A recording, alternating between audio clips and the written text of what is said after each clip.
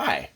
I was talking to a friend of mine at work, nice guy, and I was talking to him about his health because he is morbidly obese. And he told me that he had been on the keto diet and he had ended up with kidney stones, which is something I've never heard of. Um, and I was very surprised by that. So I started, asking him questions, and um, then he made a comment about ketosis and ketoacidosis. And it was clear that he was confusing two things. So I thought I would talk about ketosis, the ketogenic diet, um, and ketones a little bit, because I am a little bit familiar with that because one of my best friends was diabetic, and I knew him for most of my life. Not that I'm an expert, but hey, I can call on this knowledge to help other people to not be confused about it. So, when you are consuming a normal broad range diet, your main source of energy comes from glucose, and that includes for your brain. Now, there's also fructose, for example, but fructose is mostly used in your liver, and your liver cannot process, even though that's the only place that it can process it, it cannot process a lot of fructose. If it gets too much fructose, it stores it in your liver as fat, which is a medical condition that's bad called fatty liver. And if that goes on for too long, then you end up with non-alcoholic cirrhosis of the liver, which is very bad. And this can happen either because you consume too much alcohol, or you can consume too much sugar.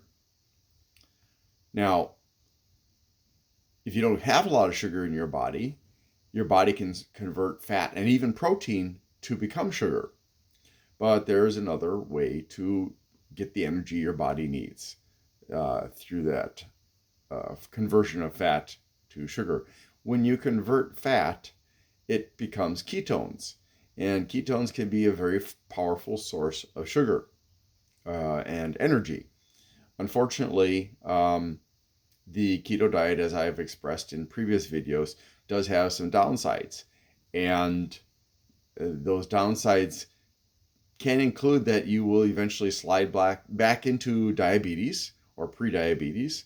So it depends. I mean, the keto diet works for some people. It does not work for everybody. Part of that reason is because it depends on how your body works. It's a very individual thing.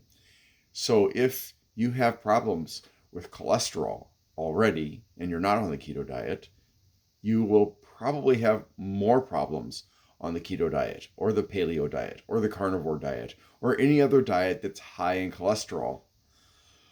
In which case I wouldn't recommend the keto diet. And keto, by the way, stands again for ketogenic. And it was originally designed to help people who had epilepsy, to reduce the number of epileptic seizures they had. So, true keto, and I have to kind of laugh here because I see a lot of keto products out there, and they're definitely not keto products because they have a lot of carbs. Any product that is very low carb, because you're supposed to be limited to 50 grams of carbs per day. Any diet, any product that has a lot of carbs is not truly ketogenic. You should see something that has a lot of fat, a medium amount of protein, and low carbs. Now, this looking at one source, the Cleveland Clinic, which is a very famous place, says 70 to 80% fat, 10 to 20% protein, and 5 to 10% carbs. And that's fairly accurate for most of the keto diets. There are some where they go even lower on the carbs that you intake. and some that might do even more protein. So unfortunately, a lot of fruits and vegetables have a lot of carbs in them. And because of that, a lot of keto diets take out or minimize those things. So if you're eating whole grains, fruits, and some vegetables like potatoes, carrots, any kind of tubers or roots, turnips, radishes, um, and sweet potatoes and beets, all of those things, many of which are very, very good for health, have to be extremely limited in the diet. And you tend to rely mostly, although there are alternative ways to accomplish this without going the route that I'm just going to briefly describe here, is people tend to rely on meat, fish, eggs, dairy, nuts, seeds, and oils, such as olive oil and canola oil. Now, I'm not going to get into the alternatives, but think along the lines of how can I get what I need while not getting too much cholesterol? Well, you could substitute meat sources of cholesterol for plant sources of protein. So that would help to reduce your risk. How long it takes to get into the state of ketosis, which is when your body starts to produce ketones as a source of energy, depends. It depends on how much how much sugar you have stored up in your body. It depends on how often you eat a lot of carbs. It depends on what you eat right before you start the keto diet. So it can take, for some people, 2 days, other people 4 days, some people even a week, and possibly even longer than that to enter a state of ketosis. If you want to prepare for the keto diet, the best thing to do is start to reduce your your carbs somewhat and use intermittent fasting, which is where you will eat within an 8-hour window every day, and the other 16 hours, which includes the part where you're sleeping, you're not eating at all. Now, that doesn't mean you can't have anything but you have to limit it to things like water with maybe some lemon in it or something like that, or maybe mineral water or water that has been enriched with electrolytes. But if you have heart conditions, you have to be careful about electrolytes, and that includes sodium and potassium, because you don't want to overconsume, because that can result in causing damage to your heart. It can lead to hypertension, it can lead to arteriosclerosis, atherosclerosis, and even more severe things like angina, arrhythmia, and heart attacks. So be careful. Calcium also you have to be careful about, because calcium, just like potassium, if you get too much, it can actually be fatal. Okay, so back to the point here. So other factors that can slow down ketosis is your age, your physical activity level, your metabolism, your sleep health, and how much stress you have in your life.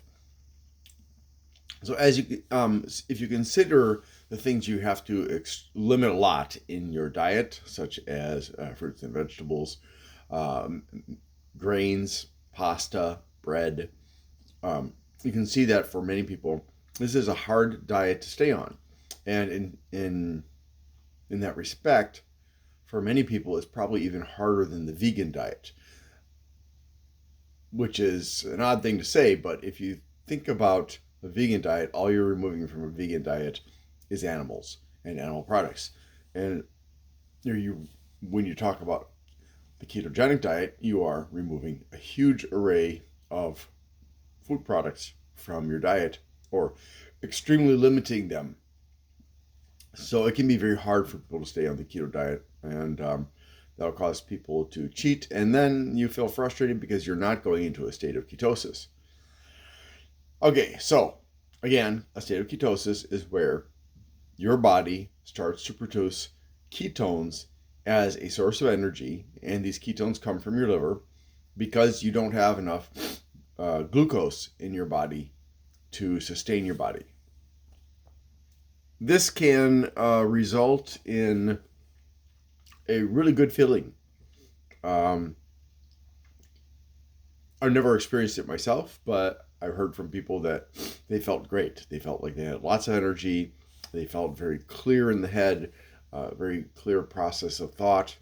And so if you're on a high carb diet, or you're eating a lot of carbs, it's not necessarily a high carb diet, but you're just eating too many carbs, and you're finding that your brain is often, well, it seems like it's filled with cotton, and you're sleepy a lot and stuff, and you have trouble focusing, and maybe you're very emotional and illogical and stuff, you may be over consuming carbs to the point that you're hurting yourself and leading into a wide array of diseases, ranging from mental health to physical health disorders. So this is a diet that can potentially help you. Now, if you have a family history of high cholesterol, that would be one indicator that you could only use keto short term. Okay, so now, aside from the epilepsy factor to help people, and I want to be very clear that when the keto diet was originally developed by the doctors, I think it was at the Mayo Clinic, the children that were being administered the keto diet were under regular medical supervision by experts in diet and nutrition. Now, you have to understand, if you haven't been paying attention to all my health talks, that the medical community, which is when I talk about doctors and nurses, gets very little training in nutrition and diet unless they choose to add that to their knowledge base, which is a voluntary thing, because universities may give them a day's worth of training spread out over a period of time in diet and nutrition. Pediatricians tend to get more knowledge about diet and nutrition simply because once they go into start practicing it as a resident, they learn a lot more about children's diet and nutritional needs. But that's limited to children, and their needs are quite different from adults and the elderly. So they can talk to you in some respects about your health related to diet and nutrition, but not everything they say can necessarily be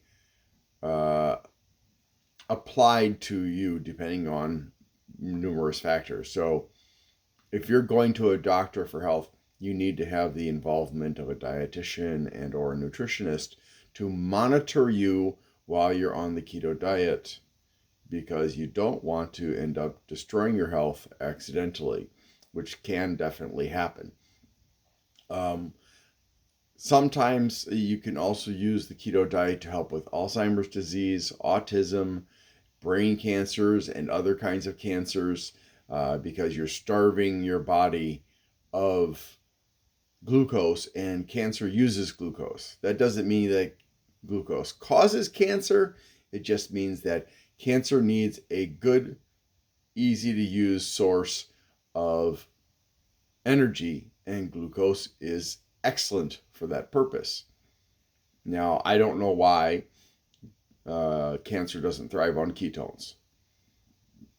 Also, again, if you have diabetes or prediabetes, it can help you lose weight and manage your blood sugar levels. It can even reverse diabetes for type 2 diabetes, not type 1. It can help with type 1, but it can't cure it. Whereas type 2 diabetes, if you haven't had it for too long, it can help to reverse it. Now, if you've gone on long enough with type 2 diabetes, and I don't know how many months or years that would be, your pancreas will be so damaged that you will effectively be type 1 because you won't be able to reverse it. So you may not realize benefits. It can also potentially help with heart disease like high blood pressure, and maybe it'll improve your HDL cholesterol and lower your triglycerides. Of course, cholesterol is not connected to heart attacks, but it does seem to, some of it does seem to, at least, especially the very large cholesterols that contain a lot of triglycerides in them, and certain other kinds of cholesterol can be bad for you. Those are usually the low density ones, though. And finally, metabolic syndrome can potentially be reduced using the keto diet. So it also, again, increases your focus and energy because it delivers your body's energy needs in a way that reduces inflammation. Now, this is a bit odd because there are things in meat and dairy and eggs that can actually cause inflammation, like heme iron, which is a type of iron found in meat, and casein, which is found in dairy. So it doesn't necessarily help everyone to reduce inflammation because some people are particularly sensitive to those things. Unfortunately, aside from the fact that it may not work for you more than short term, there are other problems such as keto flu, which can include upset stomach, headache, and fatigue. So if you're experiencing those, you may want to talk to your medical team to determine if that's just a short-term problem or if it's an indicator that you need to get off the keto diet. You can also have bad breath and constipation, which is never fun, in which case you're going to have to either drink laxatives or stick suppositories up your butt. Yeah, lots of fun. It can result in insomnia, dehydration.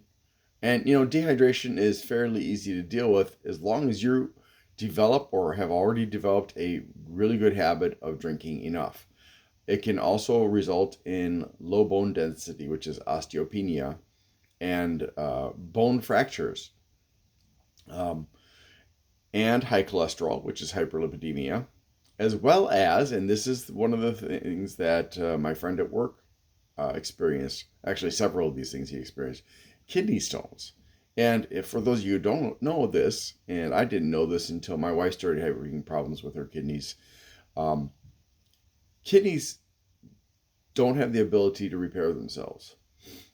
So anything you do that hurts the kidneys, and there are medications out there that are bad for kidneys, it's permanent damage. It's irreversible to a large degree. So you should always consider, am I doing something that is bad for my kidneys? And if you're getting kidney stones and you're not hydrating enough, or you're drinking lots of things that produce kidney stones, such as soda, tea, and coffee, then you need to modify what you're consuming to help reduce your risk of kidney stones.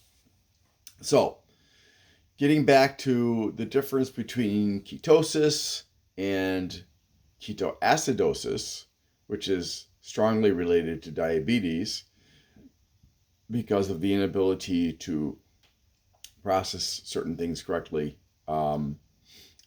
When you go into a state of ketosis, your body is producing ketones as your main energy source, including for your brain. When you go into ketoacidosis, which is a life-threatening condition, you have produced, because you're not paying attention to your restrictions as a diabetic, you have produced a situation where your blood is becoming acidic. Yeah, that doesn't sound good. You're not, after all, a member of the alien species from the movie series Alien. So you don't want to have acid blood like they do. So ultimately, as soon as you go into ketoacidosis, you need to get to the hospital because they've got to save your life. Now, well, I can't say that nobody on the keto diet um, will not ever experience ketoacidosis. If you're on the keto diet and you are diabetic, um, it's likely that keto will help you to stay out of that state of ketoacidosis. But again, everybody's different. Some people cannot live on the keto diet. Now, I am currently on a high carb diet, and I have been for a couple of years now, I think. And that's worked out pretty good for me. I could probably be on the keto diet without problems. However, my dad did have problems with high cholesterol and stuff like that. So I'm not entirely sure, although I've never had any problems with high cholesterol, and I'm currently on the low end of the spectrum when it comes to cholesterol. My body produces what it needs, and that's it. So these are all things that you should consider. Again, kidney stones, high cholesterol, low bone density, bone fractures, dehydration, insomnia, constipation, bad breath, and keto flu, which is not a flu at all. It isn't viral. On the other hand, you may get yourself out of the state of diabetes, or have an easier time regulating it. There are other ways to regulate diabetes as well, one of which is a high carb diet based on fruits and vegetables, called Mastering Diabetes by 2 type 1 diabetics who are experts. So I hope this clarifies for you. If you're in a state of ketosis, it is not the same thing as ketoacidosis. It is not going to be life-threatening, so relax. And that's all from me. If you have any questions, please leave them in the comments. And please remember, I am not a medical expert. I just like to research about diet, nutrition, and health in general. And I've been doing this for, at least as far as health in general, I've been doing this for most of my life. As far as diet and nutrition, I started doing this last year after I was diagnosed with atherosclerosis, as well as arrhythmia and angina and hypertension, which I've been suffering from since my wife developed cancer and then subsequently died 2.5 years later. Yeah, that's it. Thanks for watching and hope you have a great day.